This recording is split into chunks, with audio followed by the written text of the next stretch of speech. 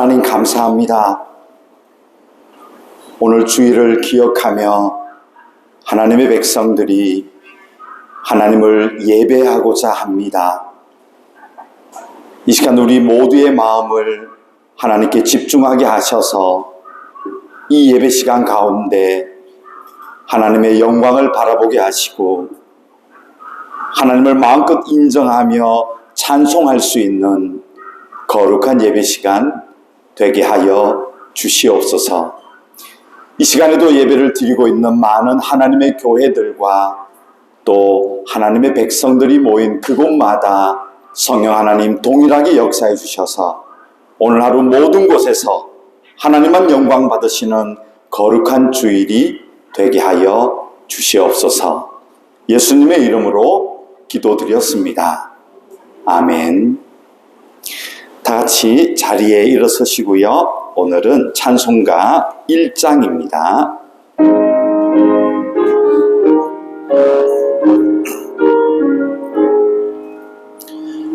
만복의 근원 하나님 온 백성 찬송 드리고 저정사여 찬송하세 찬송 성부 성자 성령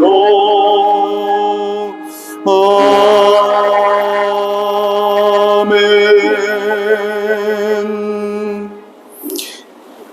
교동문 말씀 찬송가 뒤편에 있습니다. 오늘은 81번입니다. 에베소서 4장 말씀 한 절씩 교독하겠습니다.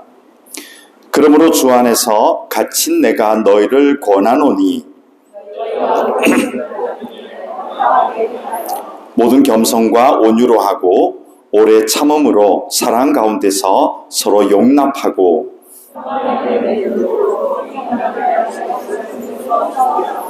몸이 하나요 성령도 한 분이시니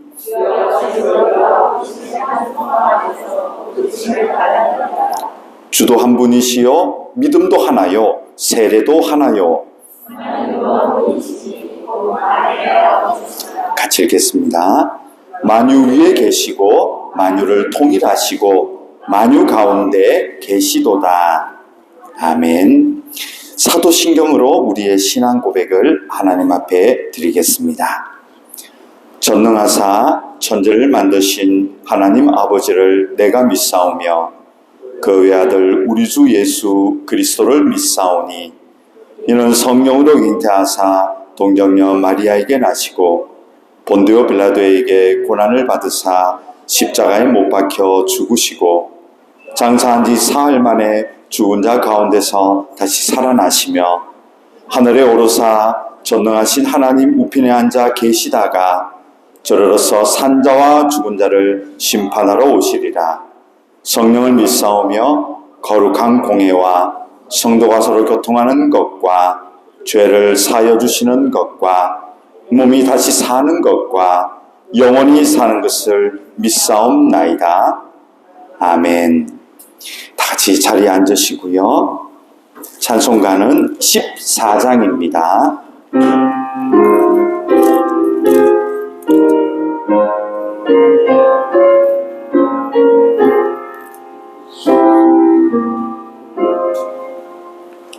주리 하나님 하늘에 계시니 온전한 마음을 주 앞에 찬송하네.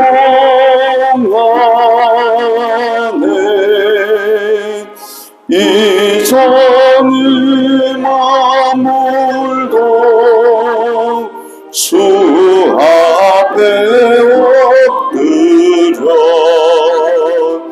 그 거룩하신 이름을 늘 높이네. 주 언양하신 그 땅을 지키니 저 하늘 나라 향하여 가까이라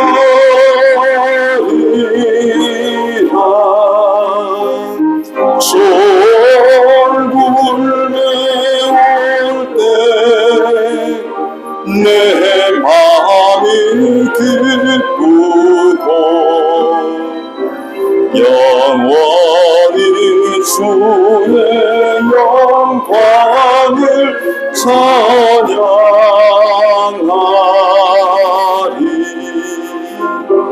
왕의 왕 되신 주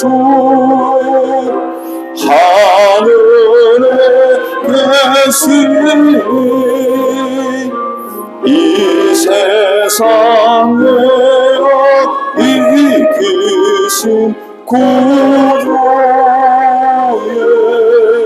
예수 저 종군 천사들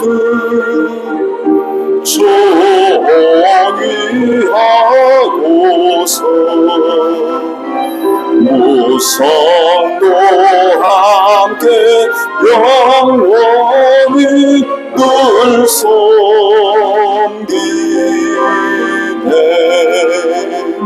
선삼위일체계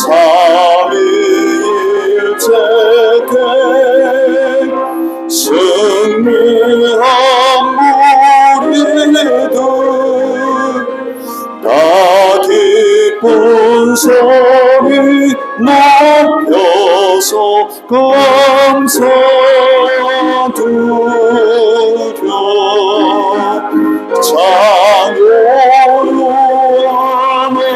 찬양하리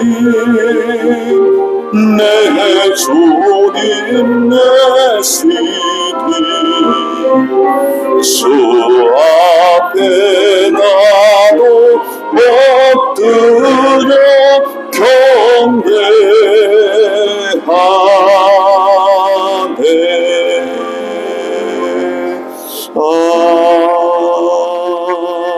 아멘.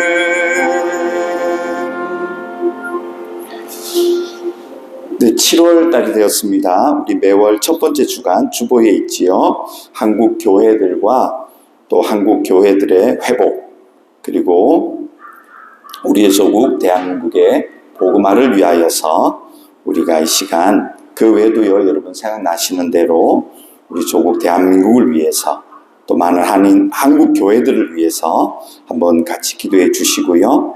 오늘은 김정근 집사님 올라오셔서 마무리 기도해 주시겠습니다. 함께 기도하겠습니다. 하나님 감사합니다. 7월이 되었습니다. 우리의 조국 대한민국을 잊지 아니하며 우리가 한 목소리로 기도하심을 주님 감사드립니다. 한국의 많은 교회들이 우리 조국 대한민국에 세워졌고 그동안 100년이 넘는 시간 동안 하나님의 백성들, 하나님의 교회가 대한민국에 많이 세워져서 복음의 역사뿐만 아니라 또한 세계 복음의 역사에도 많은 한국 교회들을 사용해 주심을 주님 감사드립니다. 하나님 늘 조국 교회에 은혜를 부어주셔서 기도하는 자들이 더 많아지게 하시고 진심으로 하나님을 예배하는 자들이 더 많아지게 하시고 다시금 한국의 많은 교회들이 예배가 회복되어지며 나가서 따뜻한 복음을 전할 수 있는 하나님의 교회로 회복되어 줄 수 있는 역사가 우리 조국 대한민국에 일어나기를 간절히 소망합니다.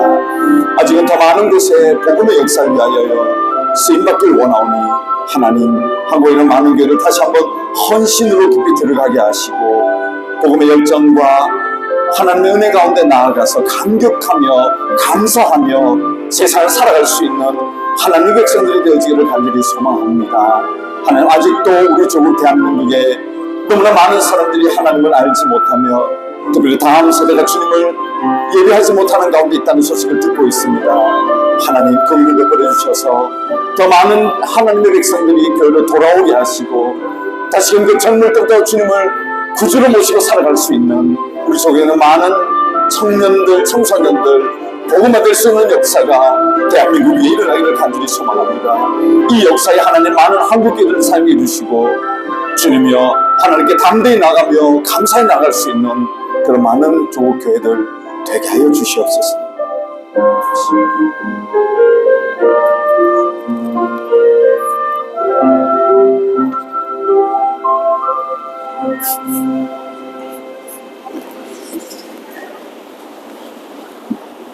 안녕하세요, 하나님.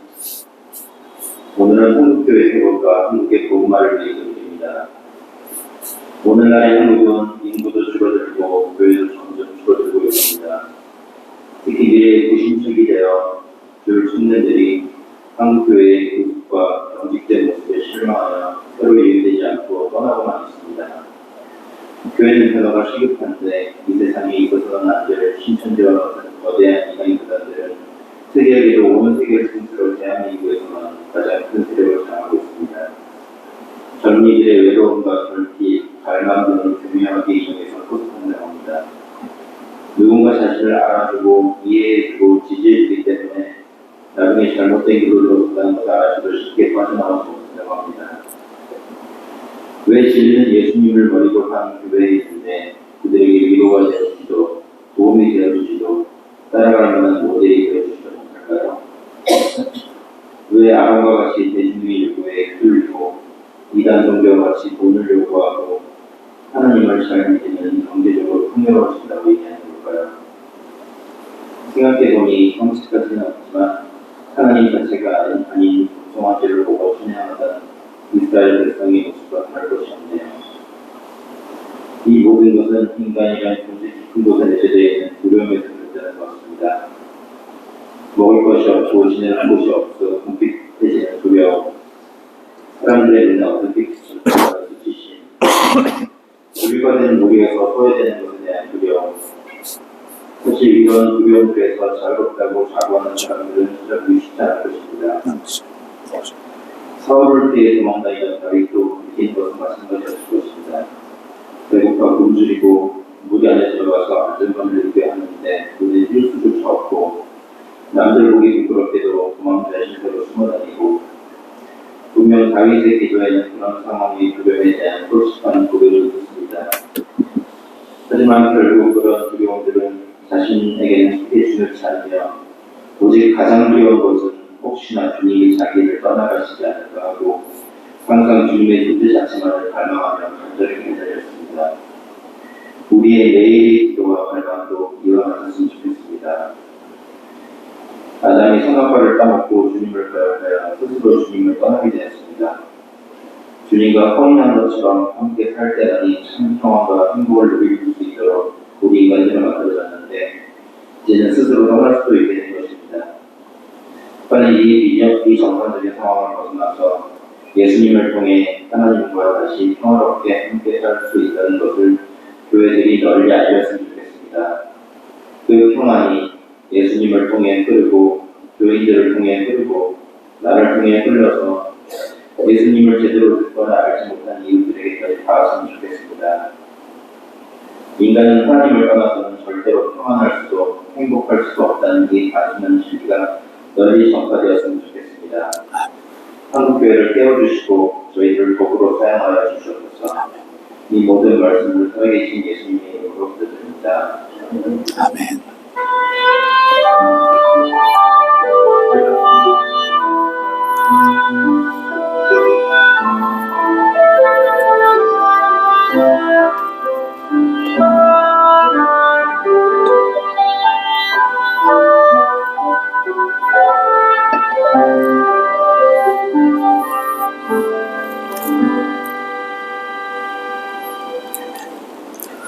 오늘 성경 말씀은 구약 성경 신명기서를 보겠습니다. 구약 성경 신명기 4장 5절부터 8절까지 말씀만 먼저 보도록 하겠습니다. 구약 성경 신명기 4장 5절에서부터 8절까지 말씀입니다. 구약 성경 신명기 4장 5절부터 8절까지 말씀, 우리 한 목소리로 하나님 말씀을 함께 읽도록 하겠습니다. 내가 나의 하나님 여호와께서 명령하신 대로 규례와 법도를 너희에게 가르쳤나니 이는 너희가 들어가서 기업으로 차지할 땅에서 그대로 행하게 하려 함인즉 너희는 지켜 행하라. 이것이 여러 민족 앞에서 너희의 지혜요 너희의 지식이라. 그들이 이 모든 규례를 듣고 이르기를 이 큰 나라 사람은 과연 지혜와 지식이 있는 백성이로다 하리라. 우리 하나님 여호와께서 우리가 그에게 기도할 때마다 우리에게 가까이 하심과 같이 그 신이 가까이 함을 얻은 큰 나라가 어디 있느냐? 오늘 내가 너희에게 선포하는 이 율법과 같이 그 규례와 법도가 공의로운 큰 나라가 어디 있느냐? 아멘. 시온 성가대에 찬양이 있겠습니다.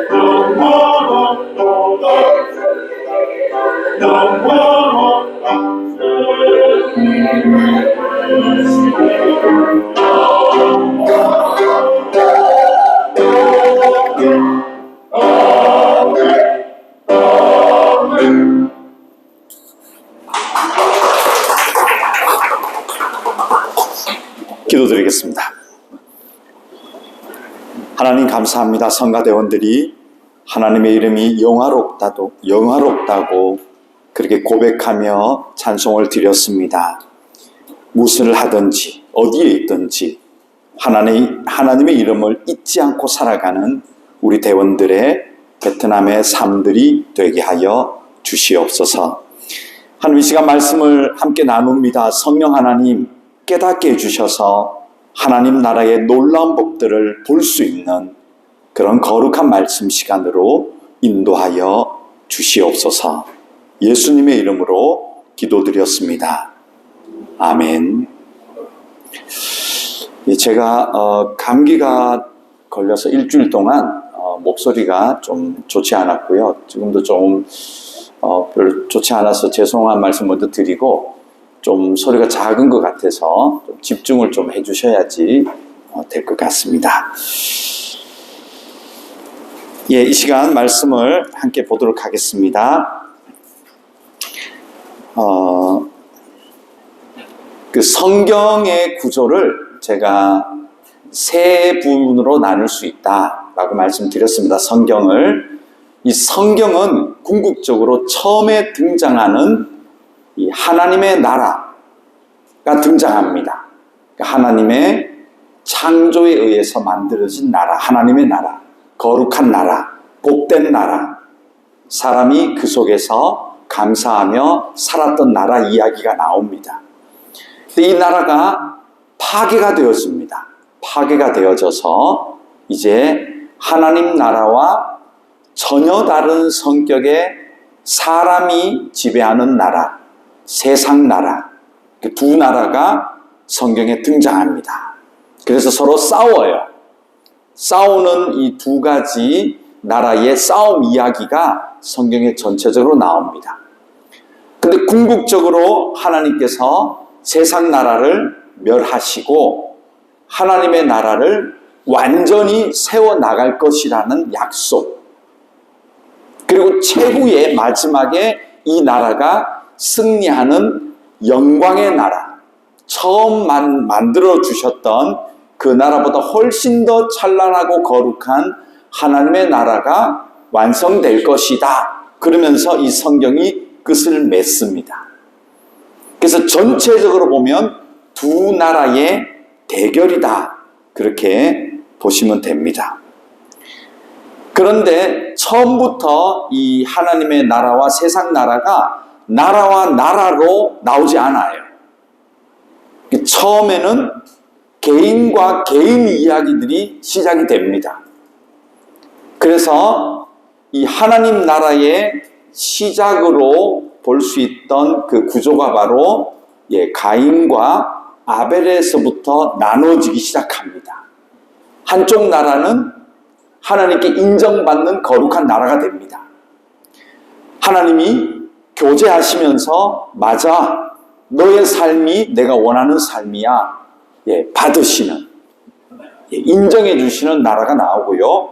또 한 나라는 하나님에게 맞지 않는 나라, 그래서 하나님으로부터 도망을 갑니다. 그리고 하나님을 완전히 차단을 하고 자기들만의 세상을 만들어내는 나라가 등장합니다. 그래서 이 두 나라는 그렇게 시작이 되었습니다.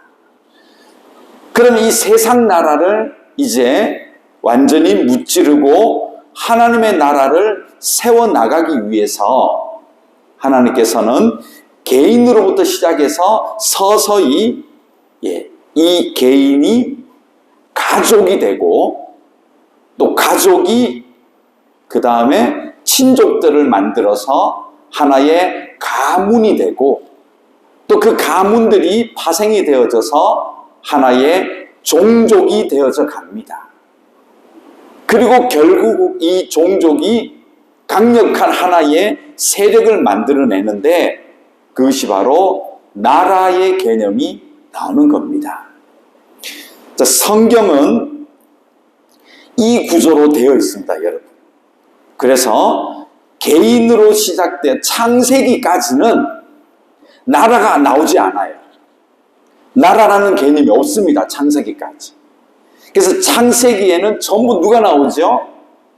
하나님이 인정한 개인이 나옵니다. 그리고 그 개인이 가족들에게 영향을 미치고 있고 그 가족들이 다시 번성하여 하나의 가문을 만들어냅니다. 그래서 이 이야기가 창세기 마지막까지 나옵니다. 그리고 출애굽기에 들어와서 더 이상은 가족의 개념이 하나의 가문 배경이 나오지 않습니다. 오늘은 이 이야기들을 여러분과 나누면서 성경을 좀 보려고 합니다. 자, 이 구조를 여러분 잘 기억하셔야 돼요. 그래서 창세기와 출애굽기를 구분할 수 있어야 됩니다. 이제 성경을 한 군데를 찾아보죠. 창세기 15장 13절 앞에 띄워주세요. 앞에도 있고요. 찾아보시는 게 좋습니다. 가능하시면 창세기 15장 13절 죄송합니다. 네. 13, 14절 한번 먼저 보겠습니다. 여호와께서 아브라함에게 이르시되 너는 반드시 알라 내 자손이 이방에서 객이 되어 그들을 섬기겠고 그들은 400년 동안 내 자손을 괴롭히리니. 14절 보십시오. 어떻게 되어 있죠? 그들이 섬기는 나라 이야기 나오죠? 그들이 섬기는 나라를 내가 징벌할지며 그 후에 내 자손이 큰 재물을 이끌고 나오리라. 지금 누구에게 하신 말입니까? 아브라함에게 하신 말입니다. 근데 이 배경은 아브라함이 하나님을 믿고 따르고 하나님과 교제를 할 때입니다. 하나님께서 아브라함에게 이렇게 얘기하시는 거예요. 너가 지금은 하나의 가족이야. 가족 구성으로 되어 있는데 내가 너를 그냥 두지 않는다. 뭐라고 되어 있죠? 13절에 너의 가족으로부터 시작되는 너의 가문이 어디로 갈 것이다? 이방으로 내가 보내겠다. 그렇죠? 이게 애굽인지 몰라요. 네, 그냥 훗날 다른 어떤 이방으로 집어넣는데 400년 동안 거기 살게 하겠다. 400년 동안.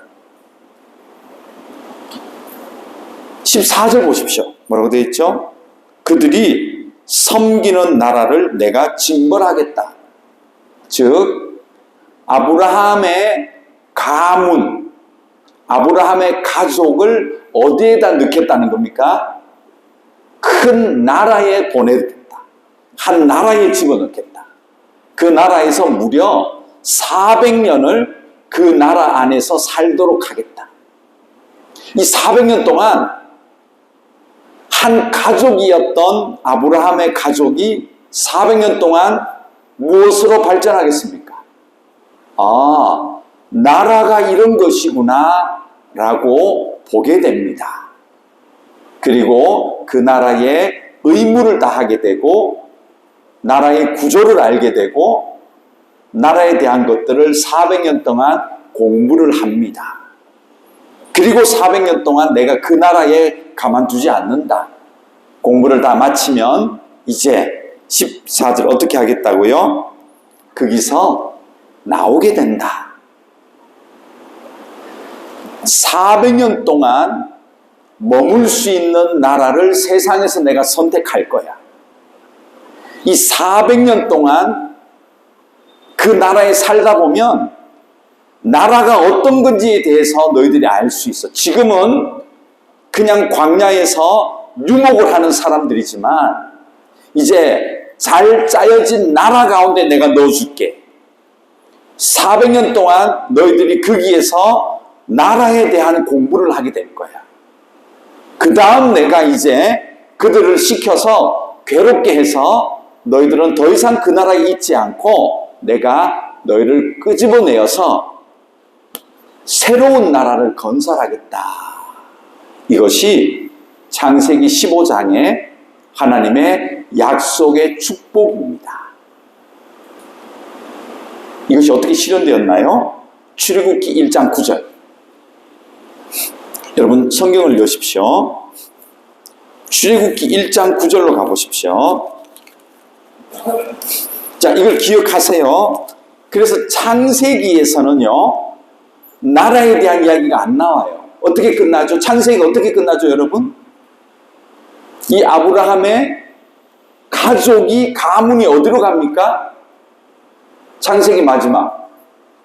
당시 세계의 최고 열강이었던, 세계를 제패하고 있었던 이집트로 들어가요. 이집트는 큰 나라였고, 그 큰 나라에 들어가는 아브라함의 가족은 무엇이었나요? 하나의 가문이었습니다. 가문. 아직 나라가 아니에요. 그래서 그 큰 나라에 이 가문이 들어가면서 창세기가 끝이 나요. 그리고 출애굽기에 들어와서 이렇게 시작합니다. 출애굽기 1장 9절 읽어볼까요? 그가 그 백성에게 이르되 이 백성 이스라엘 자손이 우리보다 많고 강하도다. 자, 그 중간에 400년은 안 나와요. 창세기 마지막에 그 나라에 들어가면서 거기서 어떤 일을 하고 어떻게 살았는지는 성경에 안 나와요.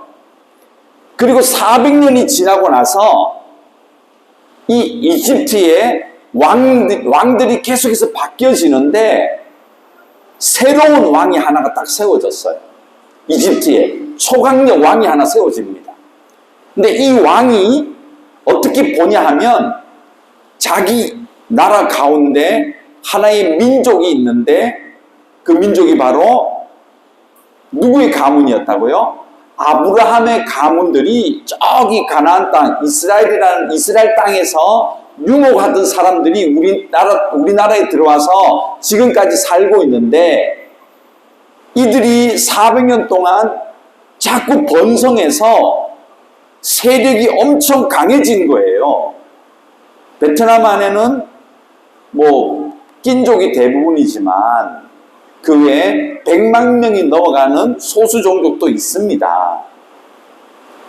적지 않은 숫자죠. 100만 명이 넘어가면 크메르족이라든지 또 위에 북쪽에 있는 멍족이라든지 또 중국 사람이라든지 100만이 넘어가요.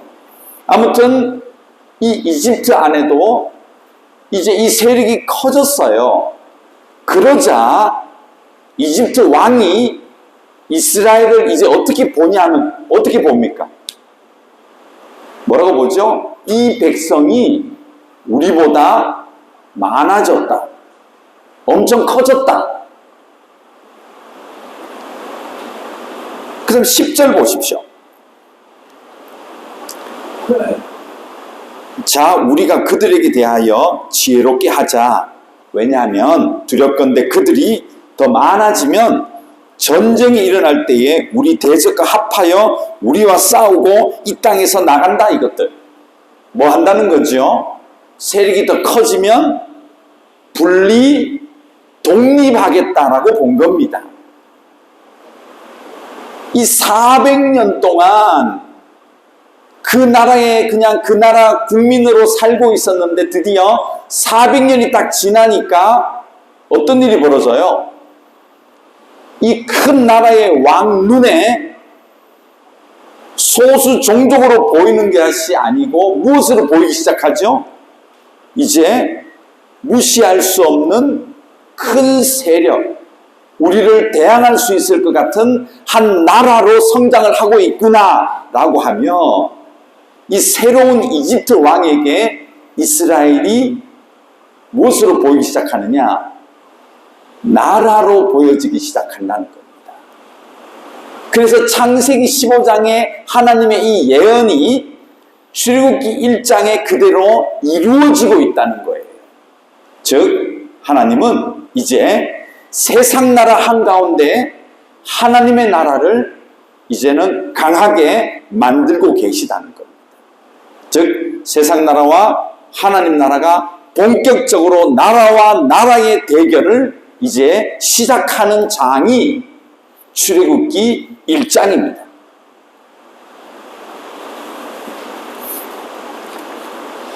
그렇게 감흥이 없으시죠? 이게 무슨 얘기인가? 근데 이 신학 성경과 똑같습니다. 놀라운 이야기가 뒤에 나옵니다. 창세기 3장 15절. 자, 이것은 우리가 원시 복음, 최초의 복음이라고 하는데요. 죄 지었을 때 하나님이 인간의 구원에 대해서 내가 버려두지 않겠다, 너희들을. 비록 너희들이 선택해서 죄를 짓고 하나님 나라 사람이 이제는 될 수 없는 조건을 갖췄지만 내가 버려두지 않는다. 내 나라를 다시 회복해서 너희들을 더 멋진 하나님 나라로 내가 인도할 것이다. 그리고 너 이 나라를 파괴해버린 세상 나라를 나는 용서하지 않는다. 이 내용이 창세기 3장 15절에 들어있는 겁니다. 여기 뭐라고 하죠? 내가 너로 여자와 원수가 되게 하고 내 후손도 여자와 후손과 원수가 되게 하겠다. 원수는 언제 쓰죠? 세력과 세력의 다툼할 때 쓰는 겁니다. 하나님의 나라와 세상 나라가 이제 내가 만들어서 서로 싸우게 하겠다. 어떻게 무찔러 버리느냐? 너희들이 그의 발꿈치를 상하게 할 정도로 세상 나라는 도전할 것이다. 하나님 나라가 조금은 피해를 입었을 것이야. 그러나 그 피해는 경미하고 오래가지 않는다. 결과적으로는 너희의 머리가 파괴됨으로 말미암아 완전히 세상 나라가 끝나볼 것이다. 계시록에서는 이게 어떻게 마무리되죠? 바벨론 성을 바다에 던져 넣어버립니다. 그리고 천사들이 얘기하죠. 큰 성 바벨론이 멸망하였도다 라고 하며 이 예언이 성취가 됩니다. 계시록입니다. 자, 그렇다면 이제 하나님은 역사 가운데 하나님 나라와 세상 나라를 대결시켜 나가시는데요. 이게 바로 출애굽기에 두 나라가 이제 대결 구도로 가고 있다는 겁니다. 세상 나라가 하나님 나라가 이제 성장해 가기 시작할 때 거니까 가만히 둘 리가 없죠. 11절. 자, 출애굽기 1장 11절입니다. 읽어보겠습니다. 감독들을 그들 위에 세우고 그들에게 무거운 짐을 지워 괴롭게 하고 그들에게 바로를 위하여 국고성 비동과 람셋을 건축하게 하니라. 자, 이제 하나의 나라가 될 것 같은 이 하나님의 나라를 세상 나라가 계속 발꿈치를 상하게 공격을 해야 되잖아요. 창세기 3장 15절처럼요. 그래서 이 이스라엘 나라가 하나님 나라가 일어나지 못하도록 방해를 하기 시작합니다. 그래서 그들에게 무거운 짐을 지우고 괴롭게 하고 그들을 국고성, 나라의 보물을 쌓아두는 곳, 위급할 때 사용할 수 있는 어떤 무기나 재물들을 쌓아놓는 그 국고성을 건설하게 만들어요. 처음부터 400년 동안 노예상이었고 이들은 막 매를 맞으면서 일을 한 게 아니었다고 제가 말씀드렸잖아요. 이걸 보면 알아요. 언제부터 그들을 노예처럼 중노동을 시키는 거예요?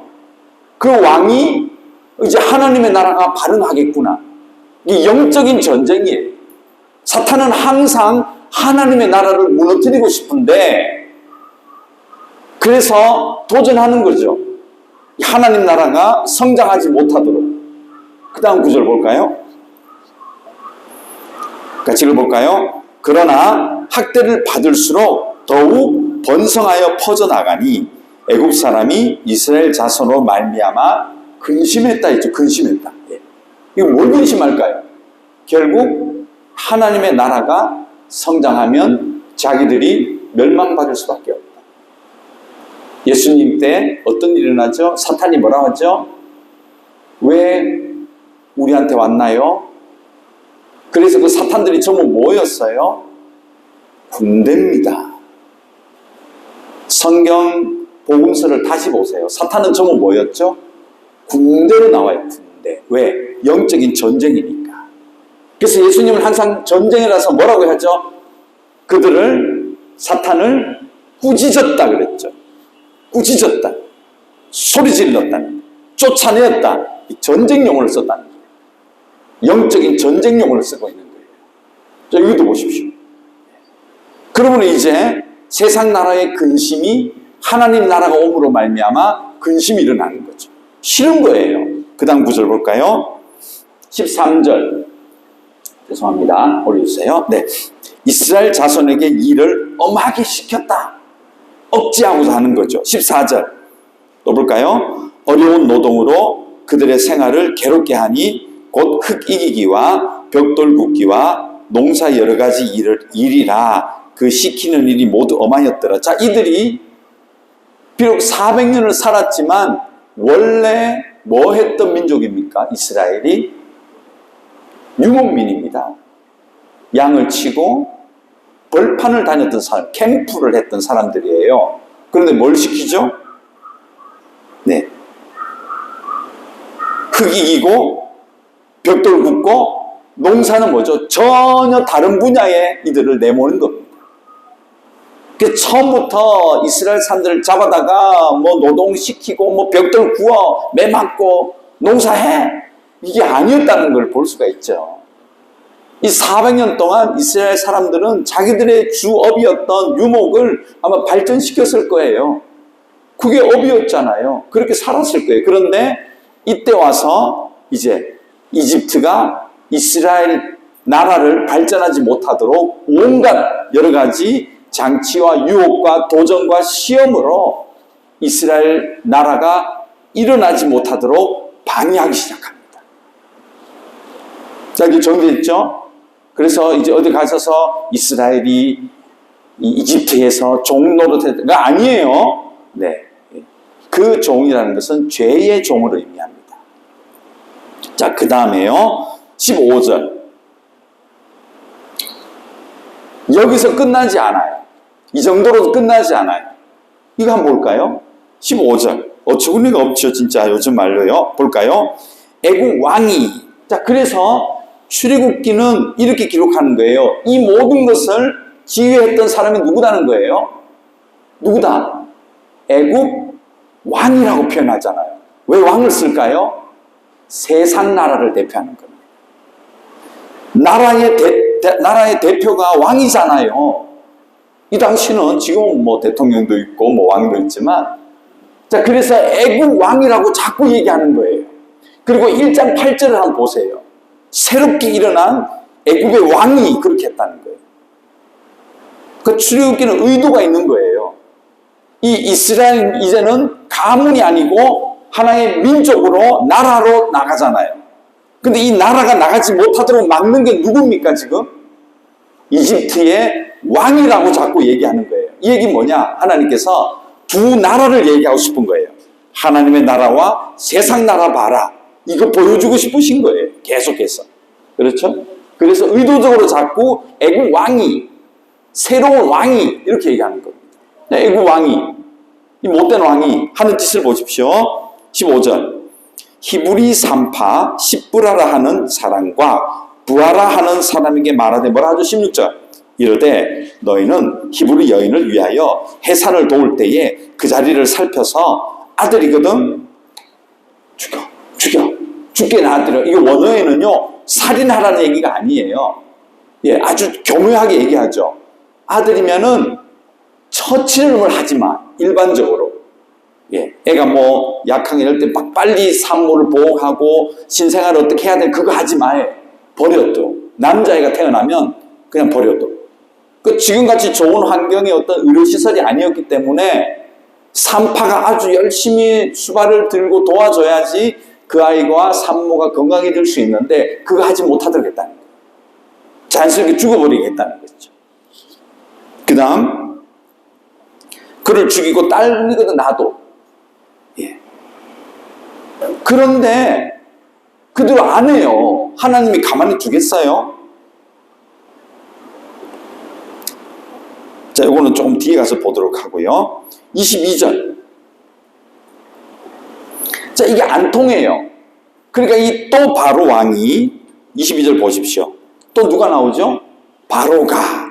참 의도적으로 지금 왕을 두각시키는 거예요. 이 왕을. 이 왕이 어떻게 합니까? 바로가 그의 모든 백성에게 명령하여 이르되 아들이 태어나거든 너희는 그를 어디다 갖다 버려라. 나일강에 죽여라, 이제. 딸이거든, 살려둬라. 바로가 명령을 내린 거예요, 이제. 이제는 히브리 38을 조절해서 은근히 유도를 했는데 안 통해요. 왜 안 통하느냐? 1장 20절. 하나님이 그 산파들에게 은혜를 베풀어 주시다. 그랬더니 산파들이 그대로 안 해요. 그러니 이스라엘 백성들이 자꾸 번성하고 강해지기 시작한 거예요. 그래서 바로가 안 되겠다. 아예 이제는 명령을 내려. 나라 명령으로 남자 다 죽여. 그렇게 나오는 거죠. 여러분 이거 어디서 봤죠? 똑같은 이야기. 이거 어디서 나온 얘기입니까? 마태복음에 나오잖아요. 마태복음 2장 16절. 읽어볼까요? 이에 헤롯이 박사들에게 속은 줄 알고 심히 노하여 사람을 보내어 베들레헴과 그 모든 지경 안에 있는 사내 아이를 박사들에게 자세히 알아본 그때를 기준으로 2살부터 그 아이까지 다 죽여라. 똑같은 일이 벌어졌잖아요. 여기도 성경은 뭐라고 기록하죠? 마태복음 2장 1절 보십시오. 한번 찾아보세요, 여러분. 이거는 제가 앞에 없어요. 기대하지 마시고 직접 찾으셔야 돼요. 마태복음 2장 1절 한번 보세요. 마태도요, 이렇게 쓴 이유가 있어요. 마태복음 2장 1절. 뭐라고 하죠? 누구 때요? 헤롯 왕 때라고 기록하죠. 출애굽기에서 세상 나라 대표를 뭐라고 했죠? 애굽 왕이 이스라엘 사람들의 아들을 죽이려고 했다. 이 기록과 마태복음에 보세요. 헤롯 왕이 유대인의 왕으로 왔다고 2절에 나오잖아요. 유대인의 왕 나오죠? 마태복음 2장 2절. 유대인으로 왕으로 왔어? 내가 참을 수 없지. 내 나라를 지켜야 되지. 너희 나라는 안 돼. 라고 하면 헤롯이 어떻게 합니까? 2살 이하 남자를 다 죽여라. 이집트에서 애굽 왕이 자꾸 이 나라가 강성해짐으로 안 되겠구나. 남자애들 2살 이하로 다 죽여라. 똑같은 짓이 나오잖아요. 우연일까요? 하나님의 역사입니다. 그렇구나. 세상 나라는 하나님의 나라를 싫어해서 발꿈치를 자꾸 상하게 할 정도로 도전을 자꾸 해대는데 머리를 써서 자기들 따라 여러 가지 제도를 동원하고 권력을 동원해서 막으려고 했지만 하나님의 나라는 더 번성해지고 더 강해지고 더 강력한 나라로 발전시켜 나간다는 것을 성경이 보여주고 있는 겁니다.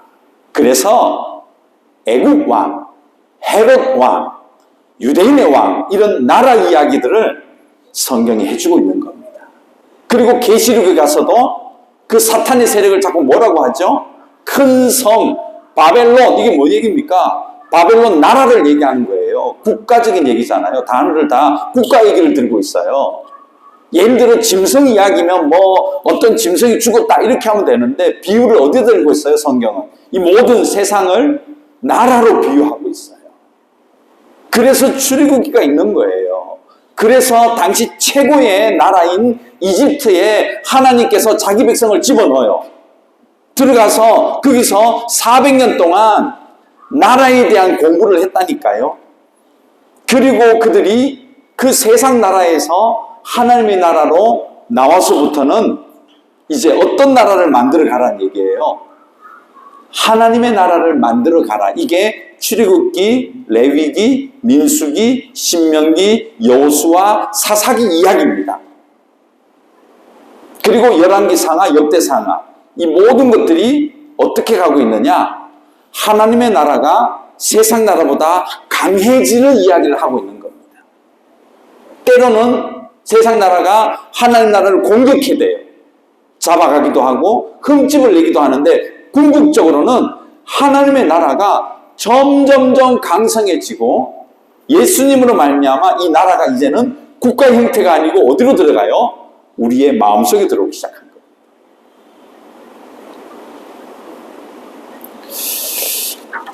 이 개념은 여러분들이 조금 이해하기가 힘드실지도 모르지만 사실은 성경의 흐름의 전체를 보실 수 있는 겁니다. 제가 천천히 하나님 나라에 대한 이야기는 앞으로 계속 더 여러분과 나눌 것입니다.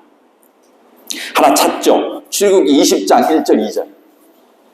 한번 열어보세요. 출애굽기 20장 1절 2절. 자, 여기 볼까요? 중요한 개념이 그래서 있습니다. 볼까요? 읽습니다. 하나님이 이 모든 말씀으로 말씀하여 이르시되 나는 너를 애굽 땅 종되었던 집에서 인도하여 낸 내 하나님 여호와이니라. 자, 이 얘기는 무엇을 얘기하기 전에 하신 얘기예요? 우리가 너무 잘 아는 하나님의 계명, 율법, 십계명을 얘기하기 전에 나온 말입니다. 이게 어디에서 전달하셨죠? 출애굽을 한 다음에 어디 도착했다? 시내 산에 도착했을 때 하나님께서 이제 애굽, 이집트, 세상 나라에서 빠져나와서 하나님의 나라로 시작되어지는 이 광야길에 딱 처음에 하나님이 하신 이야기가 뭐죠? 십계명과 계명 600가지를 얘기하시잖아요. 근데 그 내용을 얘기하기 전에 하나님이 뭐라고 딱 단정 지으시죠? 이제 기억해. 너희가 어디에 있다 나왔다? 애굽 땅에서 나왔다. 창세기 15장 아브라함에게 뭐라고 하셨죠? 내가 너희를 민족으로 시작하지만 이제 저 큰 나라에 들여보내서 거기에서 400년 동안 세상 나라를 보고 그 다음 끄집어내어서 내가 이제 너희를 새로운 나라 백성으로 만들겠다. 이 얘기는 봐라. 그것이 이루어졌지. 항상 기억해. 너희가 어떤 세상 나라에 살았는지를. 그리고 내가 지금부터 인도하는 나라는 너희들이 살았던 세상 나라의 모형이 아닌 그 파라오의 법이 지배하는, 권력이 지배하고 귀족들이 판을 치고 잘 먹고 잘 사는 저 애굽 나라의 번영이 진짜가 아니고 지금부터는 새로운 법 아래 살아야 돼. 그리고 그 나라가 바로 내가 원하는 나라, 큰 나라, 정의로운 나라, 위대한 나라, 애굽보다 훨씬 강한 나라 내가 만들기 시작할 거야. 그 얘기를 하시면서 그 다음 나 외에는 이렇게 들어가는 겁니다. 자, 오늘 본문 이제부터 오늘 본문 설교입니다. 서론입니다. 그동안 신명기 4장 5절 읽어볼까요? 오늘 본문이죠? 읽습니다. 내가 나의 하나님 여호와께서 명령하신 대로 규례와 법도를 너희에게 가르쳤나니 이는 너희가 들어가서 기업으로 차지할 땅에서 그대로 행하게 하려 함인즉. 400년의 큰 나라, 세상 나라가 아닌 어떤 나라요? 이제 내가 너희에게 들어가게 할 나라에서 너희들이 어떻게 해야 되는지를 내가 규례와 법도를 다 가르쳤다. 그 다음 6절 체크해 놓으십시오. 이 6절 읽어볼까요? 너희는 지켜 행해라. 이것이 여러 민족 앞에서 너희의 지혜요 너희의 지식이라. 그들이 이 모든 규례를 듣고 이르기를 이 큰 나라 사람은 과연 지혜와 지식이 있는 백성이로다 하리라. 이제 민족이 아니에요. 하나님의 나라가 되겠다는 거예요. 하나님의 나라. 이 하나님의 나라는 하나님의 말씀이 지배하는 나라. 그리고 이 나라는 이제 은둔. 우리가 구원받으면 세상은 죄, 세상은 더러운 것, 우리는 거룩한 교회. 아니에요. 하나님은 다시 이 나라를 어디다 집어넣죠? 세상 나라로 둘러싸여져 있는 가나안 한가운데 집어넣어요. 그래서 모든 여러 민족이 여러 나라가 너희를 본다. 그게 보았을 때 너희가 어떻게 살아야 되느냐? 내 말을 듣고 내 말씀을 지켜나가는 삶을 살아야 된다. 그러면 여러 민족이 뭐 한다는 거예요? 이 모든 규례를 그들도 듣는다. 여러분들이 하나님의 말씀, 하나님의 말씀의 뜻대로 살아가면 세상 사람들이 여러분을 보면서 하나님 말씀을 보고 듣는다는 얘기예요. 여러분의 삶의 방식을 세상 사람들이 보면서 어떻게 저렇게 살 수 있지? 그러면서 하나님의 뜻을 본다는 얘기예요. 그러면서 얘기하는 거죠. 정말 너희들이 지혜 있는 백성이고 너희 나라가 정말 정의로운 나라구나. 바른 나라구나. 우리나라는 권력 있고 돈 있으면 다 되는 나라인데 너희들은 가난하건 부자건 하나님 앞에 정직하고 진실되게 살려고 하는 나라구나. 그들이 보며 그렇지, 인간은 저게 지혜지, 인간은 저렇게 사는 거지, 진짜 삶이지. 그런 삶의 지혜와 지식이 너희들을 통하여서 세상 나라 가운데 보여질 것이다. 7절 가볼까요? 같이 읽어볼까요? 우리 하나님 여호와께서 우리가 그에게 기도할 때마다 우리에게 가까이 하신과 같이 그 신이 가까이 함을 얻은 큰 나라가 어디 있느냐? 이제 모든 세상의 모든 신은 대화가 안 됩니다. 일방적이잖아요. 가짜잖아요. 없잖아요. 가서 경배하고 숭배하고 처절하게 자기를 다 헤집어놓고 바치지만 교제가 없잖아요. 하나님 나라는 어떻습니까? 하나님과 대화하는 모습, 기도하는 모습, 이런 것들을 통하여 하나님과 교제하는 것을 바라보며 세상 사람들이 뭐라고 얘기한다고요? 큰 나라다. 이 가나안 백성들이 제가 말씀드렸죠? 가나안 7족속은 다 어디에서 왔다고요? 고대의 바벨론의 유민들입니다. 아시리아, 히타이트족이 일어나고요. 그 다음 아시리아인들이 일어나서요. 강력한 제국을 형성할 때 뿔뿔이 흩어져 있던 수많은 유민들이 먹고 살만한 땅을 찾아가려고 남하하고 흩어진 것이 바로 아모리 족속이에요. 그리고 그들이 대부분 어디 살았죠? 가나안 땅에 살았습니다. 우리는 그것을 가나안 7족속이라고 얘기합니다. 그리고 에돔, 모압, 그리고요, 지중해에 강력한 배를 만들어서 패권을 갖고 있었던 페니키아, 플레셋, 이 모든 나라들이 다 보고 있습니다. 그 가운데 살아가는데 그 당시에 그들이 크다고 생각하는 나라는 어디 있죠? 이집트가 강력한 나라였습니다. 그래서 이집트에 조공을 바치고 이집트의 신기를 건드리려고 하지 않는 그런 시대였어요. 누구에게 물어도 지금 세상에서 가장 큰 나라가 우리는 미국입니다. 중국입니다. 러시아입니다. 얘기할 수 있지만 이 당시는 전부 뭐라고 했겠습니까? 첫 땅, 나일강 4,000km의 나일강을 끼고 있는 이집트지요. 했는데 새로운 나라 하나가 딱 들어와서 그들이 살아가는 면을 딱 보면서 저게 지혜로운 나라구나.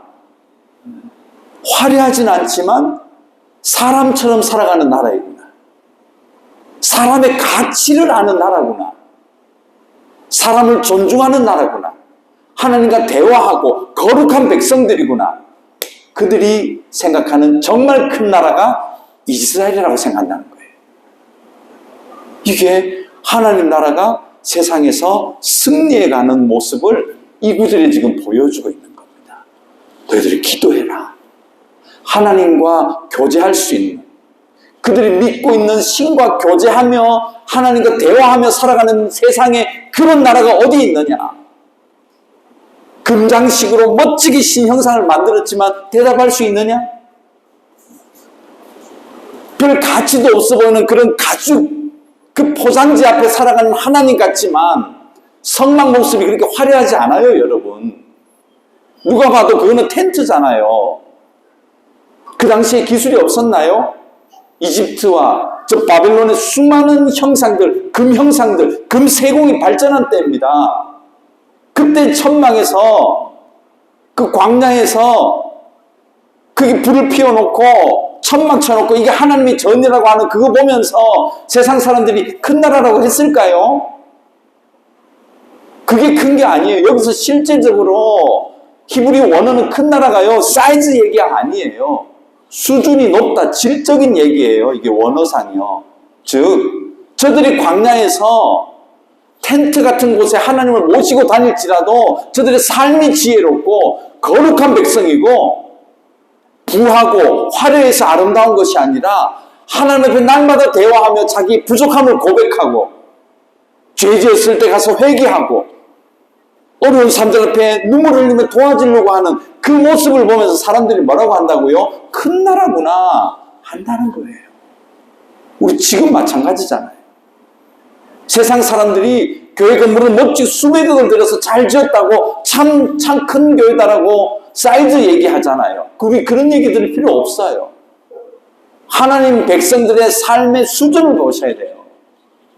얼마나 정직한가, 얼마나 거룩한가, 얼마나 따뜻한 사람인가. 그거 보면서 정말 하나님의 큰 백성이구나, 지혜 있는 백성이구나 이렇게 얘기 들어야지. 참 잘 지었네, 화려하네, 멋지네, 스펙이 좋고 사이즈가 얼마고 주차장이 어떻게 돼 있고 뭐 시설이 어떻고. 여러분 그 얘기 듣기보다 이 얘기 들어야 돼요. 하나님과 대화하는 사람들이구나. 하나님은 그런 나라를 지금 광야에서 만들어가고 싶은 거예요. 한 구절만 더 볼까요? 8절이요. 같이 읽어볼까요? 오늘 내가 너희에게 선포하는 이 율법과 같이 그 규례와 법도가 공의로운 큰 나라가 어디 있느냐. 그죠? 세상 사람들은 사이즈를 보는 것이 아니고요, 화려함을 보는 것이 아니고요, 외형의 하나님 나라를 보는 게 아닙니다. 기독교 교세가 어떻게 되어 있고 뭐 이런 그런 것들에 관심이 없어요. 세상 사람들은. 정말 영향력은 공의로움과 정의로운 하나님의 백성들인가, 거룩함을 유지하고 있는 백성들인가, 진실한가, 그런 것들을 보면서 큰 나라구나 라고 한다는 겁니다. 말씀을 정리하겠습니다. 창세기와 출애굽기는요, 이제 나라와 개인의 가문 이야기가 나라로 바뀌어지는 이야기입니다. 그렇게 구성이 되어 있어요. 그래서 출애굽기부터 나라 개념이 나옵니다. 그런데 하나님은 그 나라를 이제 완전히 대조해 주기 위해서 당시 최고로 큰 나라 이집트에 400년을 보내세요. 그리고 이집트 이 나라 왕이 이스라엘을 나라로 인정해주는, 이게 역사에 기가 막힌 하나님의 경륜이 들어있죠. 그래서 이 큰 나라에서, 완벽한 세상 나라에서 하나님 나라가 나옵니다. 그런데 이 나라는 이 나라와 비교가 돼요. 세상 나라와 비교됩니다. 세상 나라는 화려하고 멋지고 가치가 있고 권력이 있고 힘이 있는 나라가 아름다운 나라지만, 이 나라는 철저하게 하나님과 대화하고 하나님 말씀을 듣고 자기를 돌아보고 거룩하고 진실하고 공의롭고 죄가 있을 때 하나님 앞에 회개하는 나라. 하나님은 그 나라를 큰 나라로 만드시면서 이 두 나라를 이제 이집트와 이스라엘 나라를 대조시키세요. 그리고 궁극적으로 이 나라가 세상 사람들에게는 인정받는, 진짜 인정받는 큰 나라는 이집트가 아니고 저 광야에서 텐트를 치고 살아가는 초라해 보이지만 정직한 나라, 화려하진 않지만 거룩한 나라, 그 나라를 보게 하시는 겁니다. 하나님은 지금도 그렇습니다. 여러분과 제가 세상 나라 가운데 살아갑니다. 하나님은 분리하지 않으세요. 그러나 하나님은 우리에게 원하시는 나라의 모습은 세상의 나라 기준의 삶이 아닌 하나님 말씀의 나라, 하나님과 교제하는 나라, 정의롭고 회개하고 날마다 하나님 앞에 머리를 숙이고 하나님을 경배하는 나라, 하나님과 교제하는 나라, 그 백성이 되라고 여러분과 저를 세상 가운데 보내고 계십니다. 여러분은 어떤 삶을 살고 계신가요? 기도하겠습니다.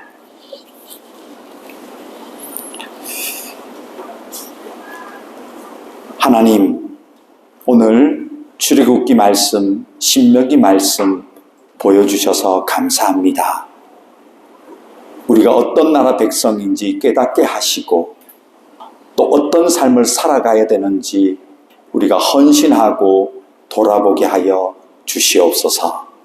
세상 나라 가운데 하나님 나라가 승리해 갈 것을 지금도 말씀해 주시는 아버지 하나님, 그 큰 나라 백성이 되어 하나님의 귀한 복음을 나타낼 수 있는 사랑하는 성도들의 한 주간의 삶들이 되게 하여 주시옵소서.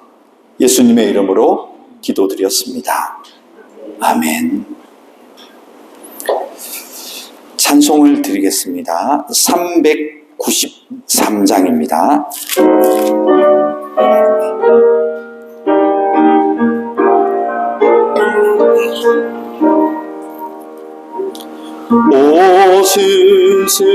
오신실하신 주 내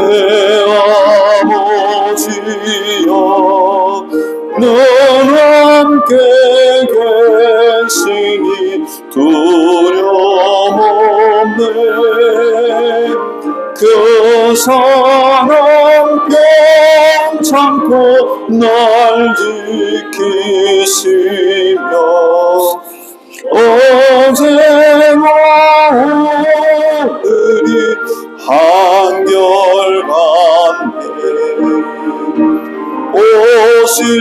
오신실하신 주, 오신실하신 주, 날마다 자비를 베푸시며 이러한 모든 것 내려주시니 오신실하신 주 나의 구주.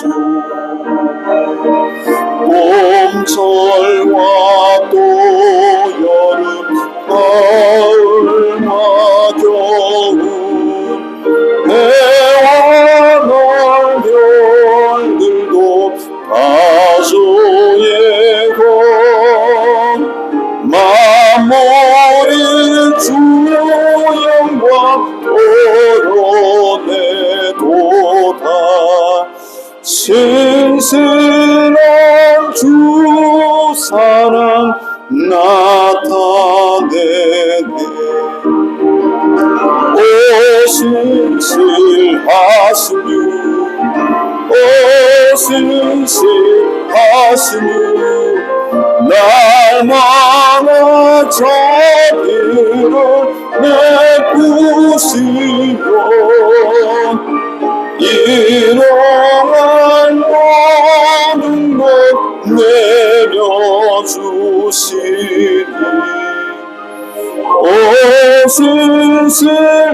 오신실하신 주 나의 구주. 내 죄를 사하여 아니하시고 저주님이 오셔서 인도하네.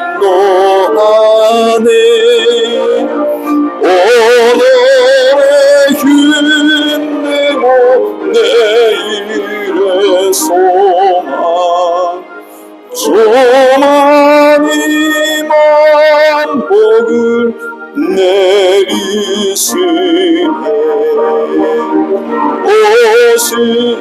오신실하신 주, 오신실하신 주, 날마다 자비를 베푸시며 이러한 모든 것 내려주시니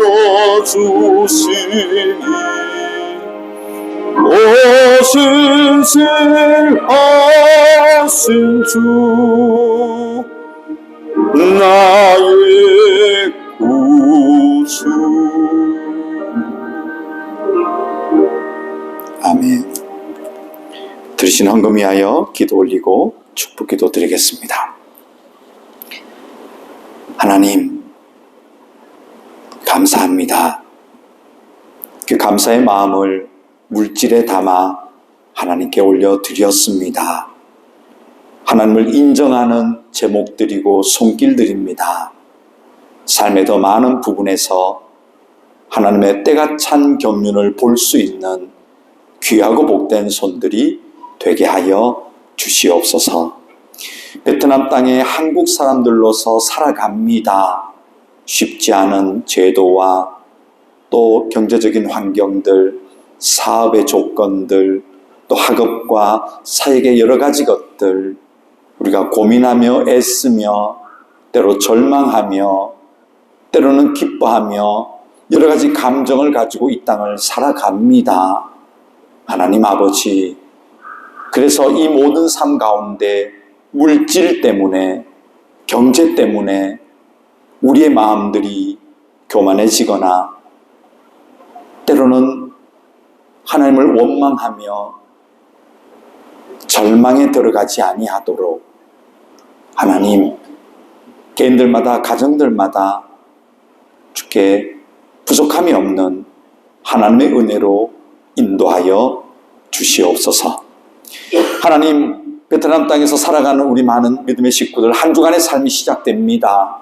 건강 지켜주시고 또 여러 가지 어려움으로부터도 안전하게 보호하시고 이 땅에서 만나는 수많은 사람들, 그들에게 오늘 말씀을 따라 하나님 나라를 보여줄 수 있는, 들려줄 수 있는 이 땅의 삶들이 되게 하여 주시옵소서.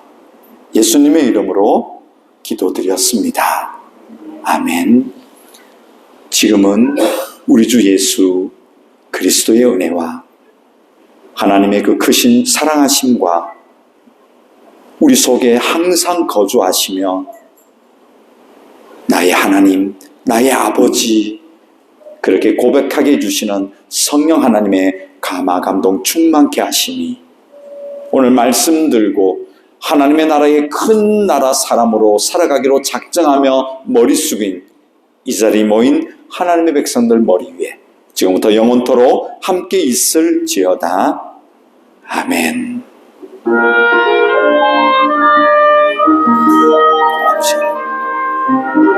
주시옵소서.